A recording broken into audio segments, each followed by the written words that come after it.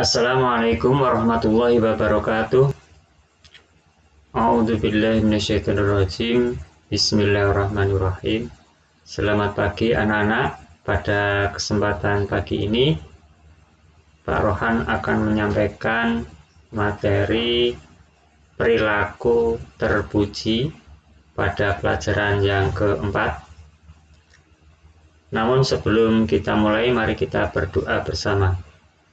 Semoga apa yang kita pelajari bermanfaat bagi kita semua. A'udzu billahi minasyaitonir rajim. Bismillahirrahmanirrahim. Alhamdulillahi rabbil alamin. Arrahmanirrahim. Maliki yaumiddin. Iyyaka na'budu wa iyyaka nasta'in. Ihdinas siratal mustaqim. Siratal ladzina an'amta 'alaihim ghairil maghdubi 'alaihim waladdallin. Amin. Raditu billahi rabba wa bil islami dina wa bi Muhammadin nabiyya wa rasula. Rabbi zidni ilma warzuqni fahma. Amin. Dengan nama Allah yang Maha Pengasih lagi Maha Penyayang. Aku rela Allah Tuhanku. Aku rela Islam agamaku. Dan aku rela Muhammad menjadi nabi dan utusan Allah. Ya Allah, tambahkanlah ilmu dan berilah kami kepahaman. Amin amin ya rabbal alamin. Pada materi perilaku terpuji ini subtemanya yang pertama adalah kerjasama. Kalian dapat lihat di modul yang Pak Rohan perlihatkan di YouTube ini. Kerjasama ini adalah suatu kegiatan yang dilakukan untuk mencapai satu tujuan yang dilakukan secara bersama-sama. Dalam kehidupan ini, kita dapat melihat beberapa contoh pekerjaan yang membutuhkan kerja sama. Misalnya, memenangi pertandingan sepak bola kesebelasan, membangun rumah dengan gotong royong, merapikan jalan dengan kerja bakti, mengatasi banjir secara bersama, memasak bersama ketika terjadi bencana alam, dan sebagainya.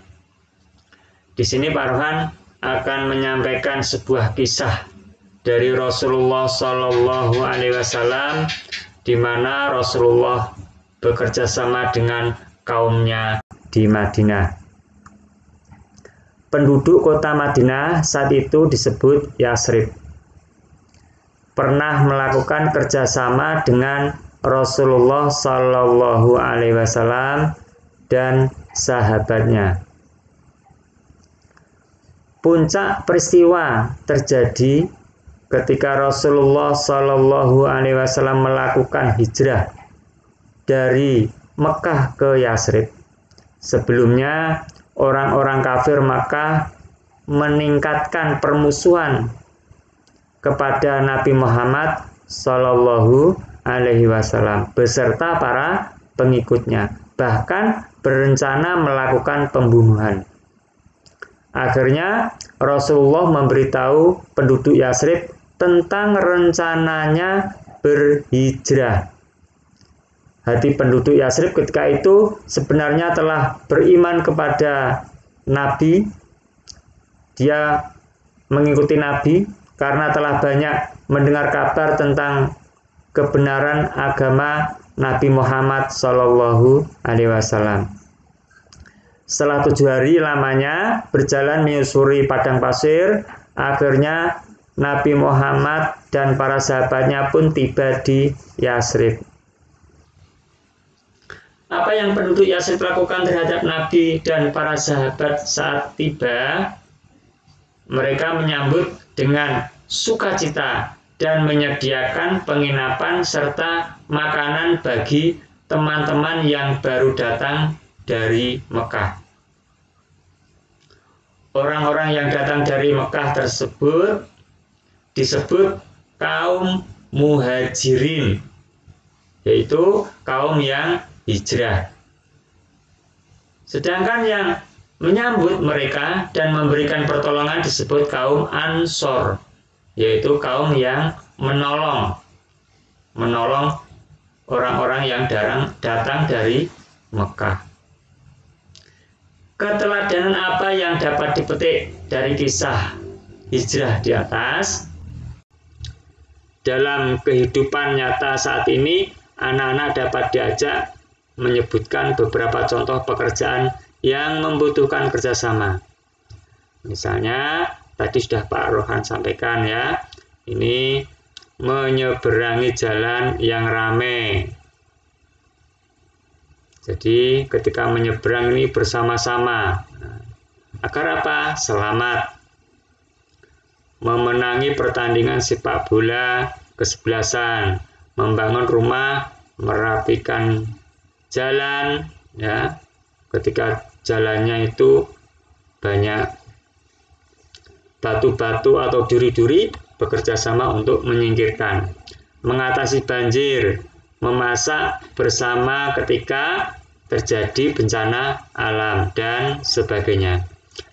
Bagaimana jika kita tidak mau bekerja sama? Pasti beban hidup menjadi berat. Contoh, jika ada jalan yang rusak, apabila semua orang tidak bekerja sama memperbaikinya, maka jalan akan selamanya rusak dan kita susah akan lewat. Atau apabila yang memperbaiki hanya seseorang, maka akan memberatkannya karena tidak ada yang membantu, tidak ada yang mau bekerja sama. Begitu juga menyewa tukang, maka biaya perbaikan pasti mahal. Berbeda dengan jika dilakukan dengan bekerja sama untuk memperbaikinya. Beban kerja menjadi ringan dan bisa jadi tidak harus mengeluarkan banyak biaya. Ada pula orang yang sudah mau bekerja sama dan bergotong royong, tapi diam-diam ia pergi meninggalkan yang lain yang sedang bekerja sama tanpa pamitan. Sikap seperti ini bukanlah sifat terpuji, karena akan semakin memberatkan pekerjaan orang lain.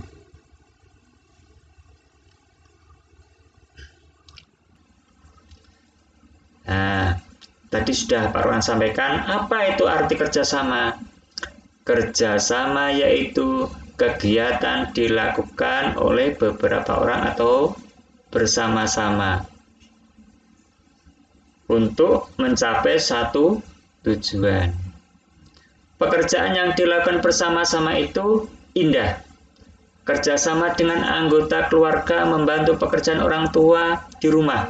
Kerjasama dengan teman-teman mengerjakan tugas sekolah. Membersihkan sekolahan, membersihkan kelas, ya. Dapatkah kamu memberi contoh pekerjaan yang sebaiknya dikerjakan bersama teman? Nah, ini sebuah pertanyaan. Dapatkah kamu memberikan contoh pekerjaan yang tidak boleh dilakukan dengan bekerja sama? Kalau yang dikerjakan dengan bersama-sama itu adalah ketika di sekolah kita kerja bakti.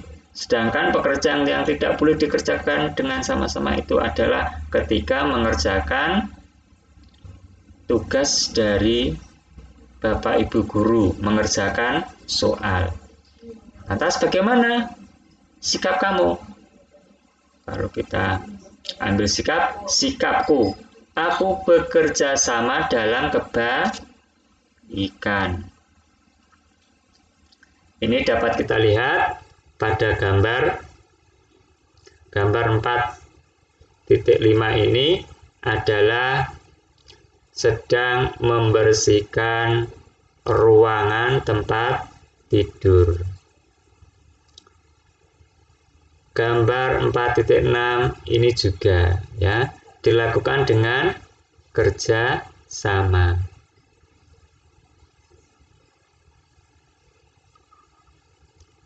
Kemudian memberi makan hewan.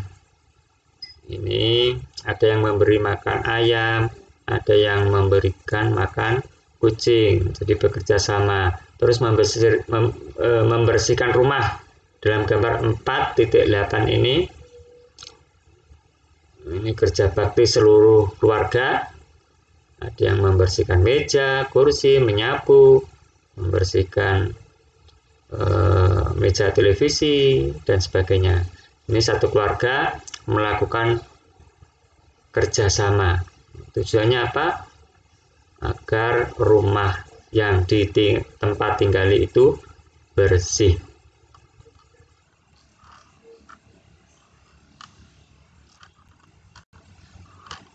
Saya kira itu yang saya sampaikan tentang kerjasama. Selanjutnya kita lanjut pada materi berikutnya, subtema yaitu tolong menolong. Apa itu tolong menolong? Tolong menolong artinya adalah saling membantu atau bekerja sesama dengan orang lain. Saling membantu, bekerja sama dengan teman yang membutuhkan pertolongan.